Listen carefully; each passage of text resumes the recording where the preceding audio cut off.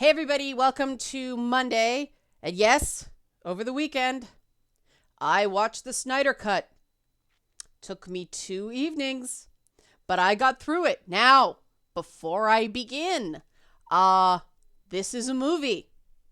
It's only a movie. If we have different opinions on a movie, let's keep in mind that this is only a movie. Okay? Okay. I can't believe how intimidating it is to talk about this because the internet be crazy.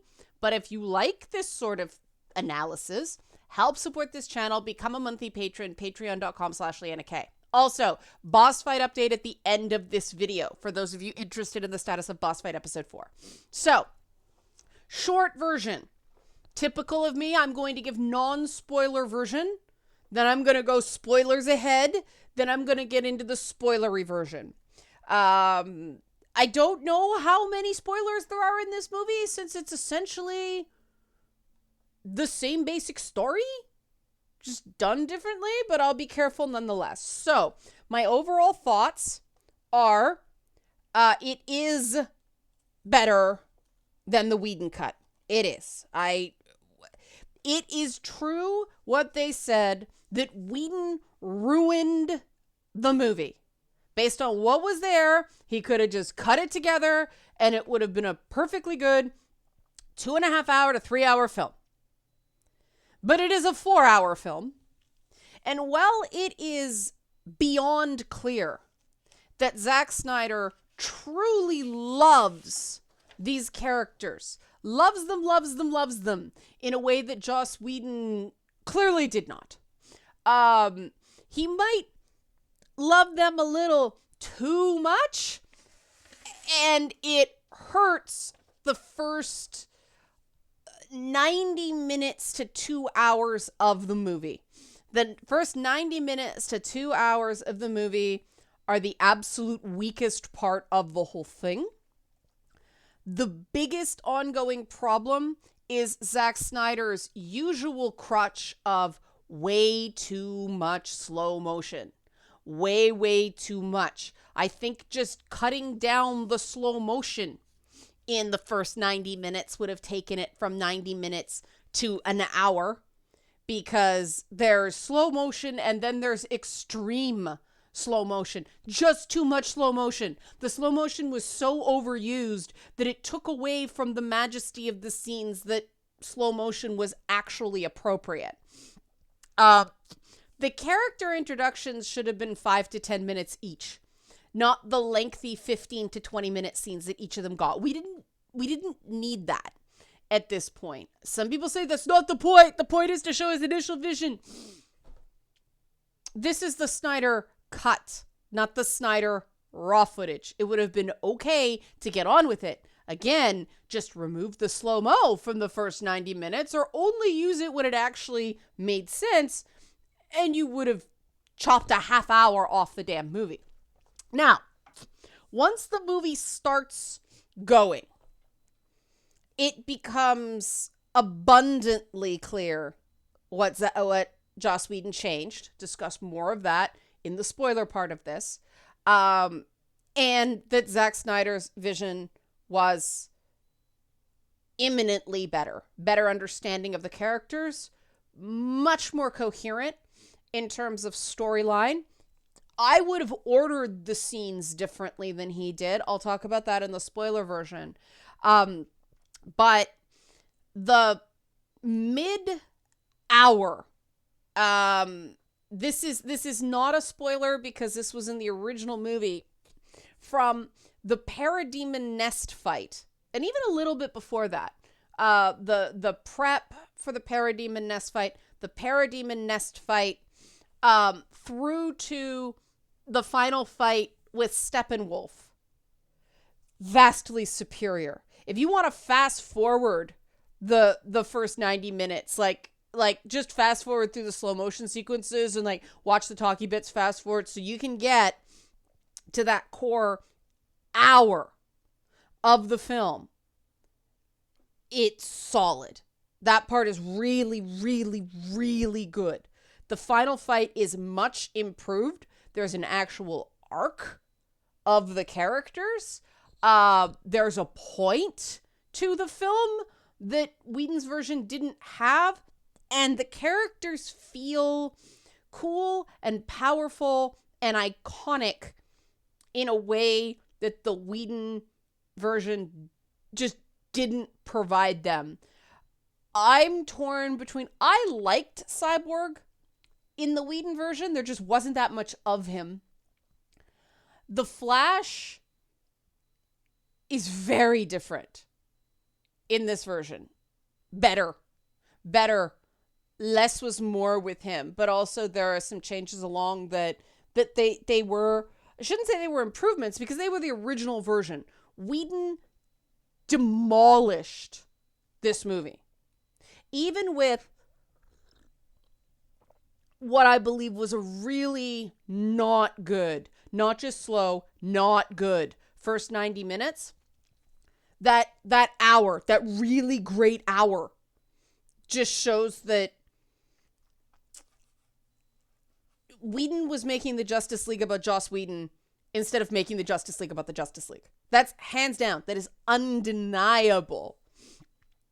But then we get into this very strange epilogue that could have served as the beginning of it could have served as some really great inter-credit and post-credit scenes. But then it just goes off the rails into like backdoor pilots for more Snyderverse movies.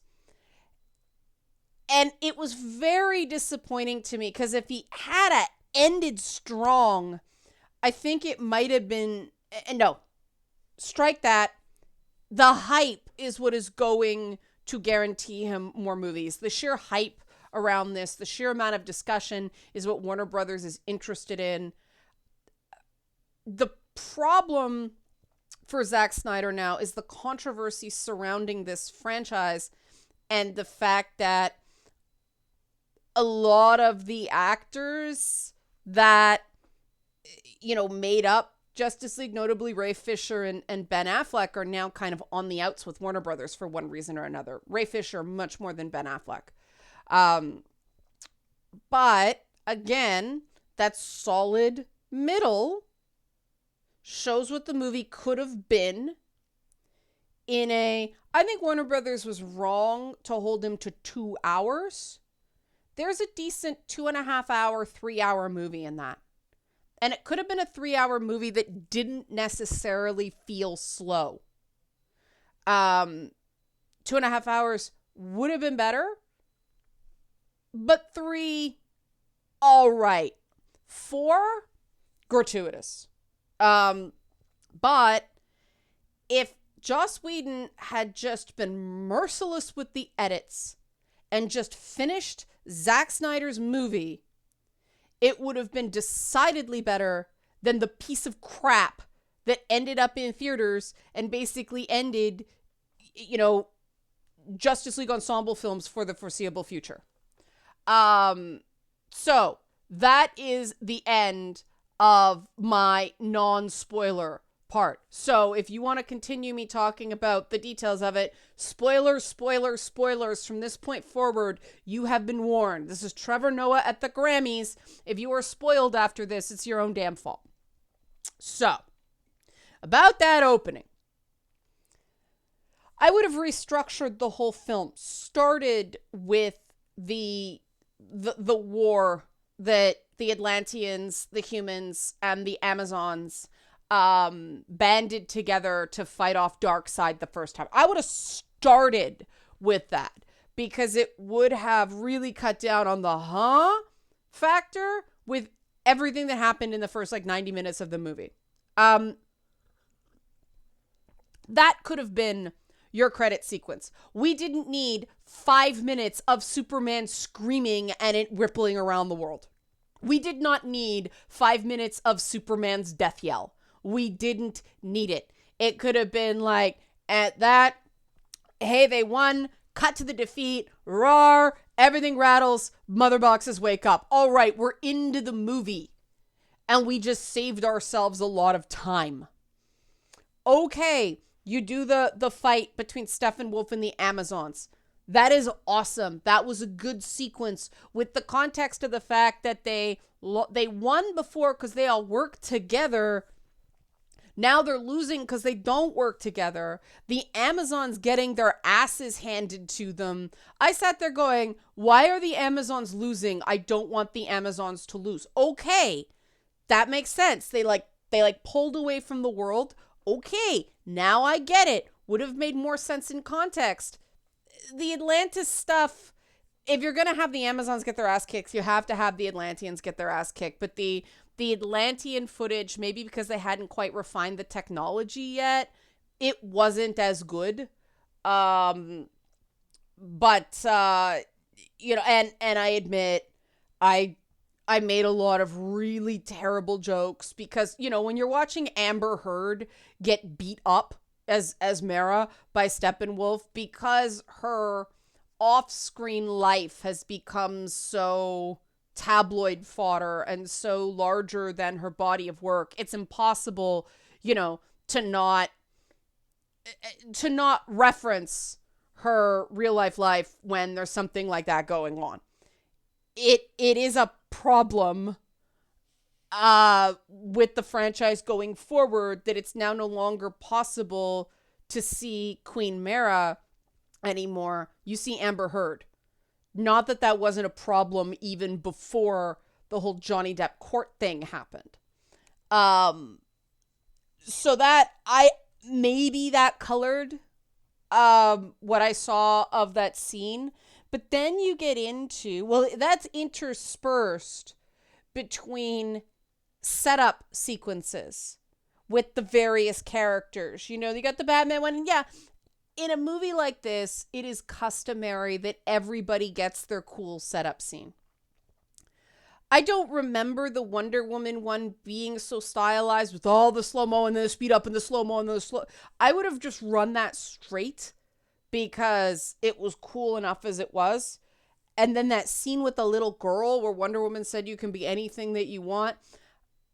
I don't know why Joss Whedon took that. Okay, I shouldn't say I don't know why Joss Whedon took it out. We know why Joss Whedon took it out. The man has issues with women and women being powerful and not just his dolls.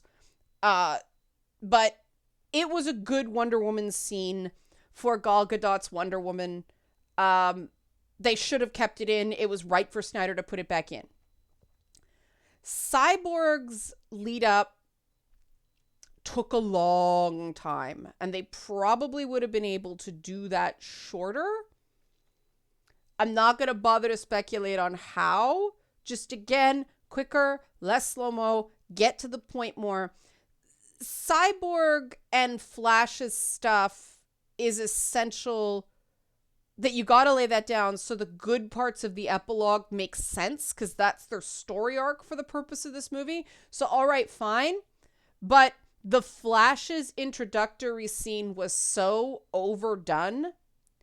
There was so much slow motion that during the scene with the truck crash and everything, and him grabbing the hot dog, I got up, I went to the bathroom, I came back, he was still catching the fucking hot dog. The slow-mo was that overused. And again, the Flash does use slow-mo to an extent to show speed.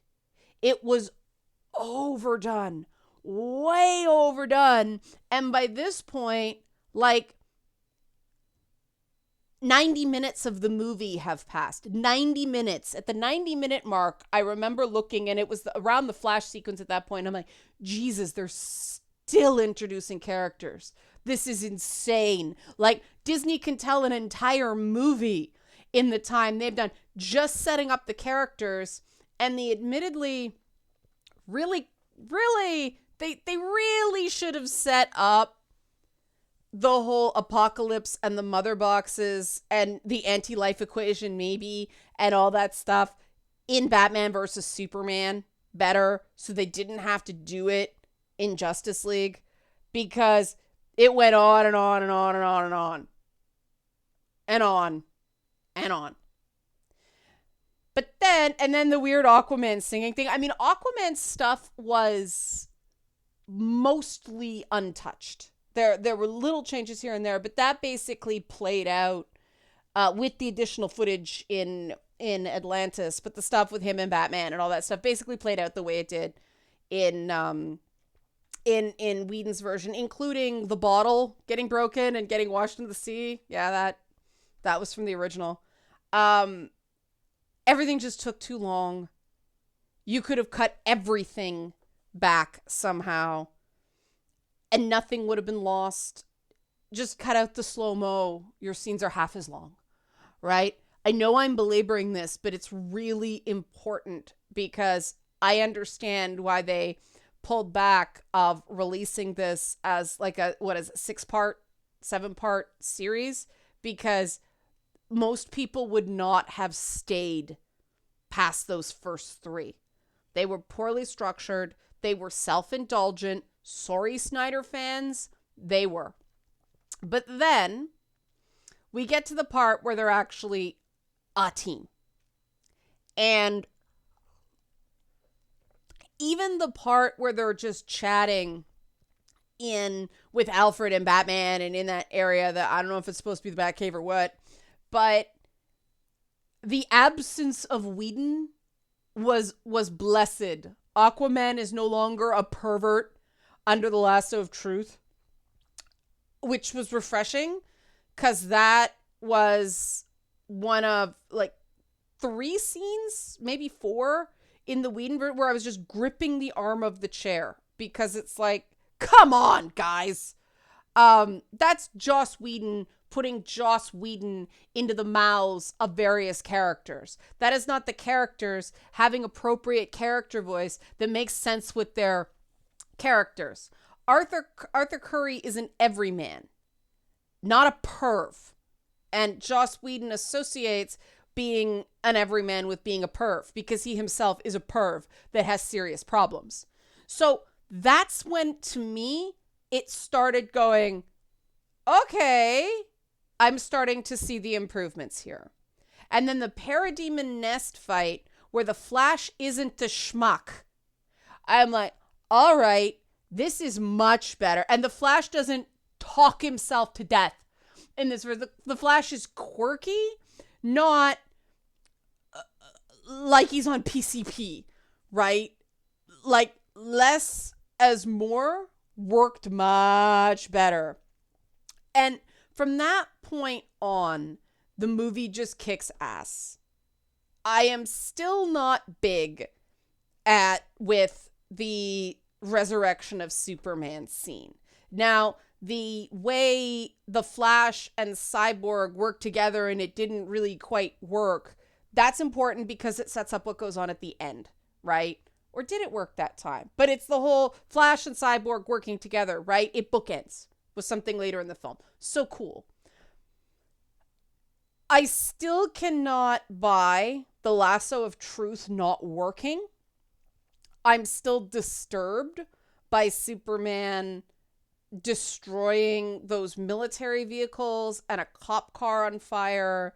I get that it's the whole injustice thing and epilogue and all that stuff and something darker and blah, blah, blah, blah. Every character, Wonder Woman, Aquaman, Cyborg, Flash, are treated as unique, cool, iconic characters. Batman and Superman, because of the baggage left over from Batman versus Superman, instead of it being similar iconic status, they're both sort of playing against type. I think it works better for Batman than Superman. If they had just had Batman had Superman fighting everybody, like when they're all attacking him and he's like holding all of them off and he's like beating up all of them and all that stuff, that's cool. Just don't attack regular people, right? Like don't attack non-metas. Preserve that with Superman. And then have Wonder Woman like holding the lasso of truth, and then have Lois come in, and the lasso allows Superman to see the truth of Lois, and that's what sort of wakes him up. Far less farmhouse. Farmhouse scene makes so much sense. You see the number of things that Joss Whedon just took from Age of Ultron. Just lifted, just cribbed, like he wanted a do-over. And the funny thing is, he wanted a do-over from Age of Ultron using the exact same crap. Zack Snyder won the do-over war, right? The farmhouse makes sense because it's going back to his roots. We did not need all that footage of him standing in a cornfield playing with a butterfly. That was not necessary. However, the scene where Ma Kent goes in and talks to Lois and it's actually Martian Manhunter, that came out of nowhere, but that was fucking awesome. I'm biased because I love Martian Manhunter, but that was fucking awesome. In part because Martian Manhunter is Justice League member, and I was kind of bummed that he wasn't in the original movie because Martian Manhunter, Justice League, but that was badass. That was my fangirl moment. I thought that was cool. Kudos to Zack Snyder for trying to make Lois important. I don't like the way he did it. That was a nice little moment because that was him just sort of getting her off her ass, right? That was cool. I really liked that. And it sort of made sense that they wouldn't talk about it later. They wouldn't figure it out later because, oh my God, Superman's back the next time, Ma Kent and Lois are in the same place. They've obviously got other priorities. That time you came by my apartment? So, okay, we're building. The real reason for being for the Snyder Cut is, one, the introduction of Darkseid really lifts the whole thing.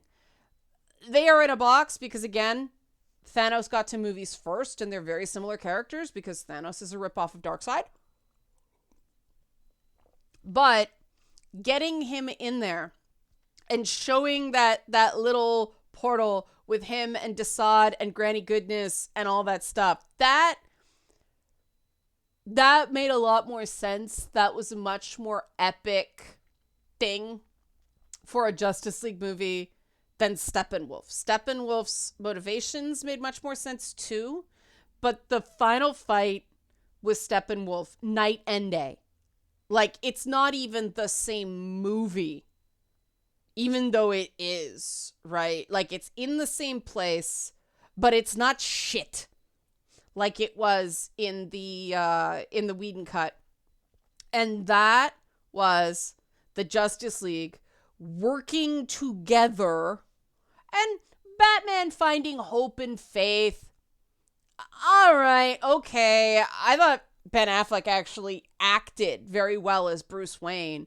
That the ill-fitting cowl with that costume really took away from his Batman performance. But the Aquaman, Wonder Woman 1-2 just turning Steppenwolf into sushi, that was pretty fantastic. And Superman's last minute save and the Flash turning back time and all that stuff. It was really good. It was good. That's what we wanted of superhero movies. That was great. And then it ends with a great big group shot and the sun finally comes out. And I'm like, yay! There's blue sky in a Zack Snyder movie and it's really great. And it fades to black and I'm like, that was awesome! And then the epilogue starts and I'm like, what? And then, okay. The bookend with the Flash and his father. That was nice. And the Cyborg with the tape recorder. That was nice. And even Superman with the black suit because you're teeing up Man of Steel 2. Okay, fine. That was great. And then what the fuck happened next? Okay, I know people cream themselves over Batman and the Joker and all that stuff, but I'm sorry. I am not gonna watch an entire movie with Amber Heard as the Aquaman character. I'm just not. I'm not interested in a universe with dead Harley Quinn and Batman dropping F-bombs and the Joker and the Joker and Batman being totally gay for each other with violent threats. That's happened before, but I just have absolutely zero interest in that Injustice meets Apocalypse, whatever the fuck that was. A lot of the dream sequences were totally unnecessary. What? And then that extended scene with Martian Manhunter and Batman. Yeah, more Martian Manhunter, but I'm like, what? Like the Cyborg, Flash, Superman ones. Even the Batman with Martian Manhunter thing. Okay, whatevs. But the only reason they had that extended nightmare that Batman had was so that Lois is the key. Just bring a Superman. No, something darker. Like, we did not need that. We didn't. It was just extra. It wasn't slow-mo extra, but I'm like, that interesting idea, not in this movie. And it's really too bad that Warner Brothers seems to be so terribly run right now, because if there was like a collaboration, again, there is a really good movie in that 4 hours. You just have to knock 60 to 90 minutes out of it. But there's a legit good movie in there. You know, definitely better than Age of Ultron. On the Marvel side, definitely. That hour in like the second third of the thing, ish, pre-epilogue after that horrendously slow start, legitimately really good filmmaking. They just seem incapable of reining in Zack Snyder's directorial tics. And I don't know what it is, laziness, hubris, I don't know, but somebody got to sit him down. Somebody got to do like a supercut of all those slow-mo scenes, run at regular speed with an appropriate amount of slow motion in them, and show him that it's better. Because he's going to continue to be a mediocre to good but flawed filmmaker when he could be one of the premier action blockbuster directors working today. If he just got over his own tics, if he actually listened to legitimate criticism and got better, instead of, I don't know why he is so insistent on overdoing slow-mo, because he always gets nailed on it. It's legitimate criticism, and it gets in the way. It takes away from his movies. It takes away from his movies that otherwise could be great. And I think that's my biggest frustration with the whole thing. That there was a great movie in there, but it wasn't 4 hours long.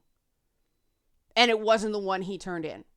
And seeing what could have been, it's right there. And oh my God, the music. I know that they didn't have the ability to bring back the original composer back to score it, but those musical interludes were fucking dreadful.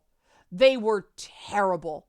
And they were mostly in the beginning, yes, but also at the end, like Hallelujah in the end credits. And that version of Hallelujah, that was not great. That was some serious schmaltz. But like that hour, if you just speed search through and watch that hour from like the Parademon fight to the Steppenwolf fight to when they're all standing there and cut to black, if you're just going to watch that, that's worth it. And then the little bit of the epilogue. But that part, really, really good. Unfortunately, there's less of that than the stuff that bookends it. So, that is my take. If you like this sort of thing, 'cause I'm sure I'm going to have people screaming at me over this, help support this channel. Become a monthly patron. Patreon.com/LeannaK. It's a movie, people. It's a movie. Okay, real quick. Boss fight update. I am pretty sure I will be able to get the next episode of Boss Fight out in the next 2 weeks. Specifically when? I will know next Monday. I got to get through one more weekend on this, and because I only have the ability to edit this show on weekends these days. But I got more done over the weekend, and it is definitely in the home stretch. So next Monday, there will be an announcement about when Boss Fight episode 4 is going to be officially out. Okay? Okay. Thanks for watching.